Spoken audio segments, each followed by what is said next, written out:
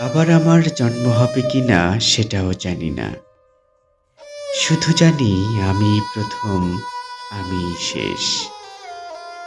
তারপরও এই অমূল্য অদ্ভুত সুন্দর জীবনে অনেক সময় নিজেকে ভুলে গিয়ে তুমি তোমাদের পিছে বৃথা সময় নষ্ট করছো।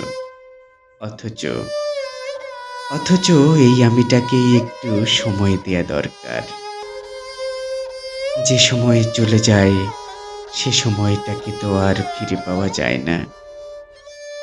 সময় থাকতে তাই নিজেকে ভালোবাসা ভীষণ ভীষণ দরকার।